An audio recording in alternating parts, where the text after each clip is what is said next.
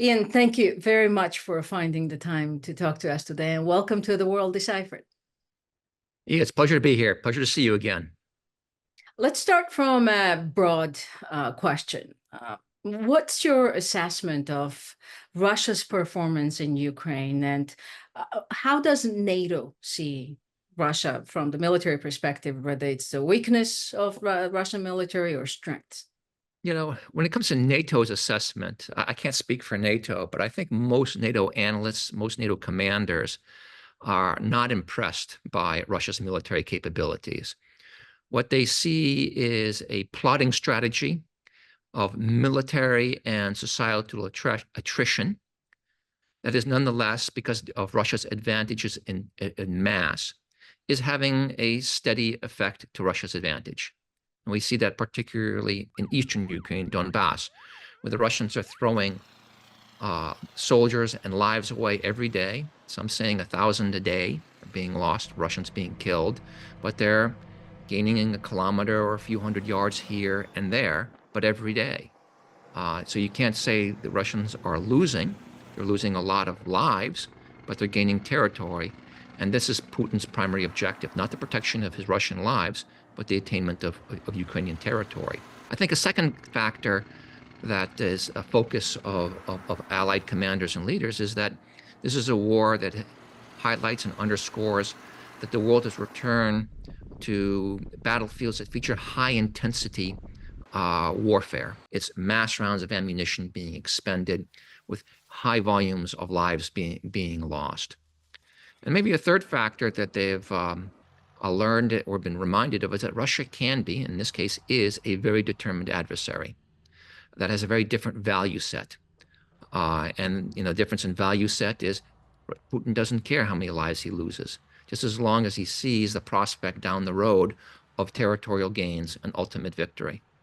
Let's switch gears to nuclear deterrence. Russia is a nuclear power, of course, and it's emphasizing on nuclear deterrence in its military doctrine. Now, where do you see this nuclear deterrence playing into the war in Ukraine? Do you actually see that Russia is using it as a deterrent, nuclear weapons, that is? Or do you think that there is a real chance that Russia will use nukes at some point? I'm not sure this war has revealed anything much new about Russia's nuclear warfighting strategy and its tactics. So Putin, he's moved some nuclear weapons, for example, into Belarus, but I haven't heard evidence of him doing anything that has dramatically said that we're on the cusp of a nuclear war. There's been some reports of it, but nothing that changes our understanding of their strategy and tactics of how they actually would employ those systems. But when it comes to nuclear coercion, that is different. Nuclear coercion has been a key element of Russia's strategy in the invasion of Ukraine. And it's been particularly prominent during the February 2022 invasion, where Putin preceded that invasion with the launching of ballistic missiles, a verbal warning, and it's been followed by threats of a nuclear war if the West becomes directly involved in this war. And that coercion has had effect. I mean, you know the lines, Ia, no boots on the ground. You've reported regularly on how slow our assistance has flowed to the Ukrainians when it comes down to critical munitions, long-range strike, tanks, air defense systems, and such. So Putin has been able to exercise nuclear coercion with effect. And that, to me, is incredibly worrisome. It has weakened Ukraine's ability or limited Ukraine's ability to respond to this war. Second, it's a message to other countries around the world that nuclear coercion can be exercised with effect. That has a proliferation dynamic, not only among our adversaries who go, oh, my goodness, we can exercise nuclear coercion in the same way. Think of China and Taiwan and its plans for Taiwan. Think about Iran or other potential hegemons who are going, what do I need to do to prevent the West from meddling in my imperial ambitions? It affects the debate over the role of nuclear weapons in our allies. Look at the debate that's going on in South Korea. That's a democracy, that's a close ally. There's a debate over there whether or not they should have nuclear weapons to deter North Korea and China. So the proliferation dimension here. And then there's also a concern that I have about nuclear coercion actually leading to the exercise of nuclear weapons. If you reward nuclear coercion, you will see nuclear coercion exercised again and again. And in fact, that's what we've seen in the course of these last 2.5 years in Ukraine. And I fear that's human nature, that when you constantly repeat a threat, that's what nuclear coercion is, you increase the likelihood you actually exercise that threat. So you're not excluding the possibility of Russia using tactical nuclear weapons in Ukraine. Is that what you're saying? No, I think you cannot exclude that. It is a nuclear power, but you can exaggerate that threat, and you can also mismanage that threat, so to speak, when it comes to shaping your strategy to respond to aggression. And I think that's what's going on today. Putin has effectively used nuclear coercion to limit our support to Ukraine, and that has been to Ukraine's disadvantage. Do you think we're doing enough? Do you think NATO is doing enough?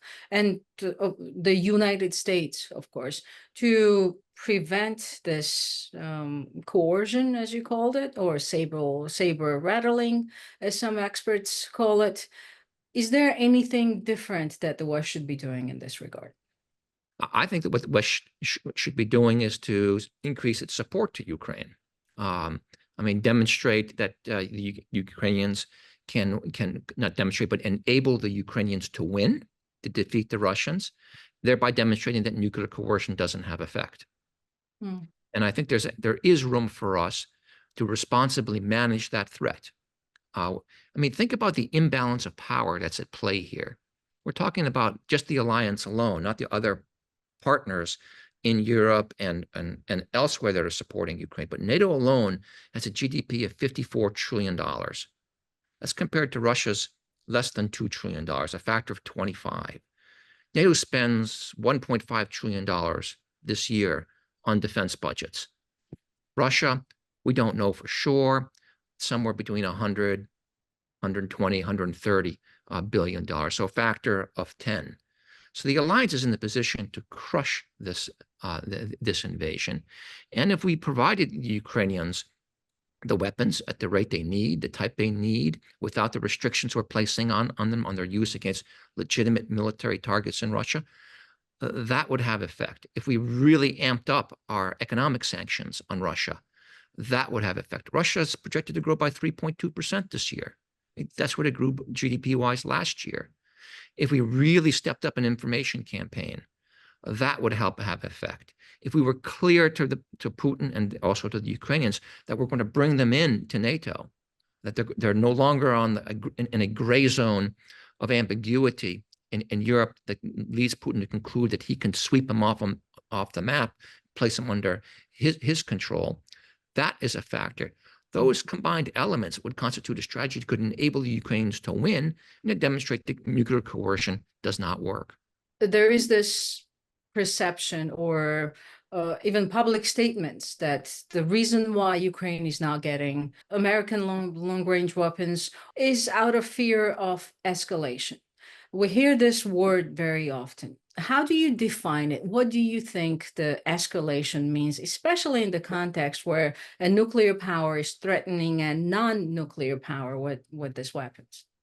President Biden has been clear. President Trump was recently very clear that they fear that this war could escalate into a nuclear conflict. They're worried about doing something that would support Ukraine, that would provoke Russia into unleashing in some way a nuclear weapon. I think the threat is a serious one, but it's a manageable one. Again, this is a serious issue. You can't be flippant about this. And I think you can make a couple of assertions that are with a fair amount of degree of confidence. One, does it make sense for Putin to detonate a nuclear weapon on the very territory he claims is the heart of Russia? What will be the impact of such a detonation on the perceptions of the Russian people, who have a lot of relatives in Ukraine? What will be the battlefield impact of such a weapon? most military analysts and commanders that I talk to say it would be marginal. So you're not getting high military impact through the exercise of such a weapon. What would the impact be on Russia's allies and supporters? Probably distance them, because I don't think that his allies, so to speak, want to see that exercise. And then what risks would he be taking? What risks would he be catalyzing among his adversary, that is NATO allies? What is the risk that such an exercise of a nuclear weapon would provoke an even stronger response from the West? All these things lead me to believe that even Putin recognizes that an escalation of this sort is not to his own interests and would be counterproductive to his efforts to achieve his control over Ukraine. What do you think they are thinking? What is President Xi thinking when Russia is coming out with nuclear threats? And the context in which I'm asking you this question is, how is China viewing proliferation of nuclear weapons in its own region? Let's say Japan acquires nuclear weapons, or South Korea, or some other regional countries. I think China would like to see this war continue indefinitely. In a way, Russia is certainly kind of a guinea pig for the Chinese. For one, the Chinese get to observe how Russian tactics, Russian equipment, maybe even some of the equipment they use, operate against NATO forces, against their primary adversary. They get to see how Western military equipment performs, their weaknesses, their performance parameters, where they're effective, where they're not. They get to observe and watch what's effective against those systems and what's not. Second, they get to see Allied inventories get drawn down, get emptied, leaving the United States, leaving Europe and its allies perhaps less militarily robust because of the costs of this war. Icing on the cake is they get to see Russia weakened by this. Because, I wouldn't consider any strategic partnership between two authoritarian states to be a truly stable one. Nazi Germany and the Soviet Union is a good example of that. I'm not sure this is too different what we see between Russia and China. So weaker Russia is to Xi's advantage, and that's what this war is doing to Russia. It's not strengthening it; it's burning out the Russian military. I suspect, I don't know for sure, but there's indications the Chinese may have communicated to Putin that we don't support the use of a Russian nuclear weapon in this conflict. Probably for exactly the same reason you pointed out, that would have a proliferation dynamic that could be contrary to Xi's own interest, to China's interest. If nuclear weapons were to become a part of this this conflict, well, it's likely that other countries go, wow, we need to urgently get this. And you would have a nuclear South Korea, or perhaps others in the region that might go that direction out of fear of Chinese aggression. So that wouldn't be to Xi's interests. Thank you very much for this. I appreciate your time. My pleasure. It's good to see you.